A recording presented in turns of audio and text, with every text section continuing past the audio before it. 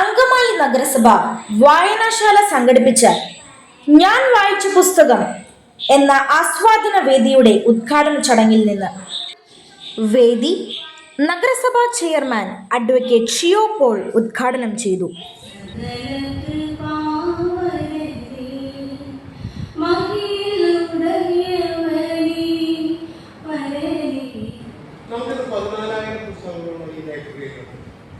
ആനുകാലികങ്ങൾ ഏറെ ഒത്തിരി പഠനകർമ്മം നിർവഹിക്കുന്ന നഗരസഭാ ചെയർമാൻ അഡ്വക്കേറ്റ് ഷിയോ പോൾ അവരുടെ ഏറെ സ്നേഹപൂർവ്വം ഈ യോഗത്തിൽ അല്ലെങ്കിൽ പാഠപുസ്തകങ്ങൾക്ക് അപ്പുറം വായനയുടെ ഒരു മനോഹരമായ ലോകം ഉണ്ടെന്ന് നമ്മുടെ ജനങ്ങളെ, നമ്മുടെ മക്കളെ, പുതുതലമുറയെ ഏതായാലും നമ്മുടെ ലൈബ്രറി ഡിജിറ്റലൈസ് ചെയ്തു.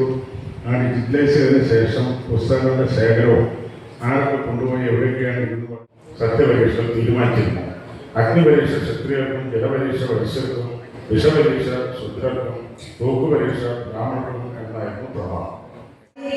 ആമുഖം ആരംഭിക്കുന്നത് തന്നെ ഇങ്ങനെയാണ്: ഇന്ത്യയെ പരമാധികാരമുള്ള ഒരു ജനാധിപത്യ റിപ്പബ്ലിക്കായി സംഘടിപ്പിക്കുവാൻ ഇന്ത്യയിലെ ജനങ്ങളായി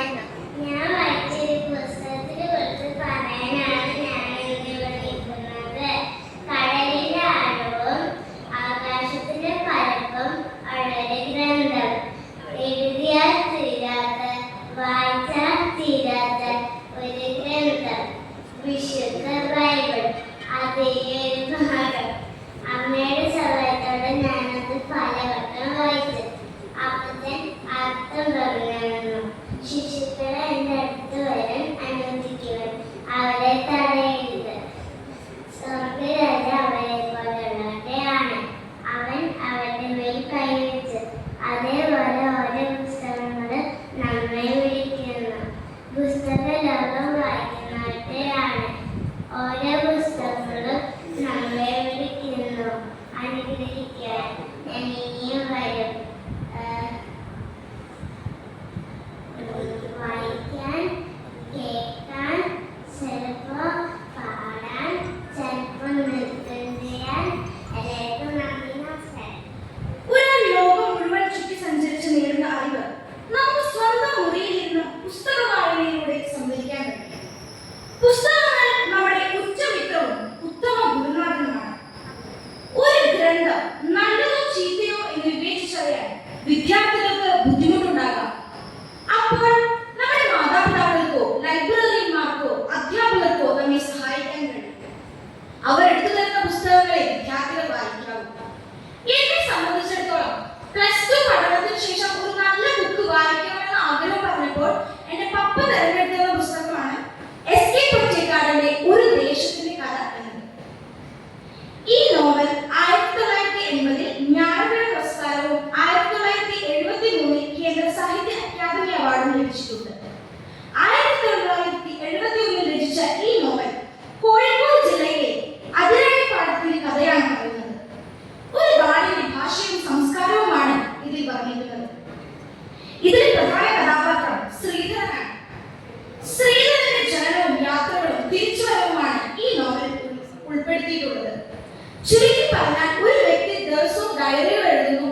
കുറെ നാൾക്ക് ശേഷം ഡയറി വീണ്ടും എടുത്ത് വായിച്ച് ഒരു കഥാരൂപത്തിലേക്ക് ആക്കിപ്പെടുന്നു എന്ന് നമുക്ക് തോന്നിപ്പോവും ഈ നോവൽ വായിക്കുന്നു. ഈ നോവലിന്റെ പ്രത്യേകത ഇതിൽ ഉപയോഗിച്ചിരിക്കുന്ന നാടൻ ഭാഷ തന്നെയാണ്. ഞാൻ കേട്ടിട്ടില്ലാത്ത കുളൂസ് എന്ന പദം പൊങ്ങച്ചത്തിന് പകരവും ഇന്നത്തെ തലമുറ കേട്ടാൽ ചിരിക്കുന്ന ലപ്പിക്കൽ എന്ന പദം പ്രണയത്തിന് പകരവും ഉപയോഗിച്ചിരിക്കുന്നു. തന്റെ അപ്പന്റെ മരണശേഷം അതിരണിപ്പാടം വിട്ട് ഇന്ത്യയിലും വിദേശത്തിലും പല ഭാഗങ്ങൾ സന്ദർശിച്ച് തിരിച്ച് അതിരണിപ്പാടത്തെത്തുന്നു. ആ നാട്ടിലെ വേദമൂപ്പനിൽ നിന്നാണ് ശ്രീധരൻ ഗ്രാമത്തിൽ നിന്നാൽ മാറ്റങ്ങളെ കുറിച്ച് അറിയുന്നത്. ഒരു വ്യക്തി ജനിച്ച് സ്കൂൾ കോളേജ് പഠനത്തിന് ശേഷം ജോലിയും കഴിഞ്ഞ് പാർലമെന്റ് അംഗവുമായി പല ഘട്ടങ്ങളിലൂടെ കടന്നു പോകുമ്പോൾ ഉണ്ടായിട്ടുള്ള എല്ലാ രംഗങ്ങളും ഈ നോവലിലുണ്ട്. ശ്രീധരന്റെ നാട്ടിൽ താൻ കണ്ടിട്ടുള്ള ഇടപഴകിയിട്ടുള്ള എല്ലാ വ്യക്തികളെ കുറിച്ചും ഈ നോവലിൽ പറഞ്ഞിട്ടുണ്ട്.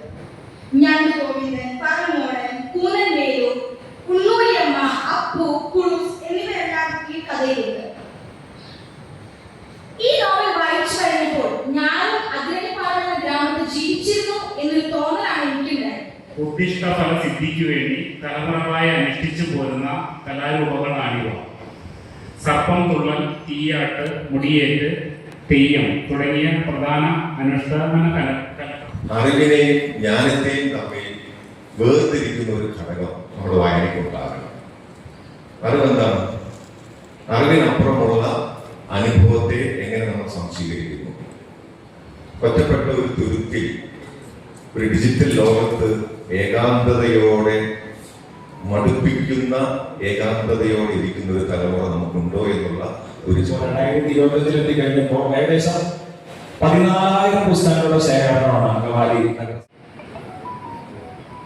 ഇപ്പോ ഉദാഹരണത്തിന് നമുക്ക് എടുത്തു കഴിഞ്ഞാൽ നമ്മുടെ ചുറ്റുവട്ടങ്ങളിൽ ഓഫറുകൾ കാര്യങ്ങൾക്കായിട്ട് സഞ്ചരിക്കുന്ന കാറിന്റെയും മറ്റ് എല്ലാം മോഡിഫൈ ചെയ്യുന്ന ഈ ആഴ്ച മാധ്യമങ്ങൾ, അത് ഇലക്ട്രോണിക്സ് മാധ്യമങ്ങളായാലും പ്രിന്റ് മീഡിയ ആയാലും ഒക്കെ വിക്കിപീഡിയയിൽ ശരിയായും തെറ്റായും പല കാര്യങ്ങൾ വരും. അത് വിജ്ഞാനത്തെ സംബന്ധിച്ച് സംഘടനകളുമായി വായനാശീലം വളർത്തിയെടുക്കാൻ ലൈബ്രറിയുടെയും നഗരസഭാ കൗൺസിലിന്റെയും ഒക്കെ കൗതുകമായി തോന്നിയ വായനാശീലം പിന്നീട് ഒരു ആവേശമായി.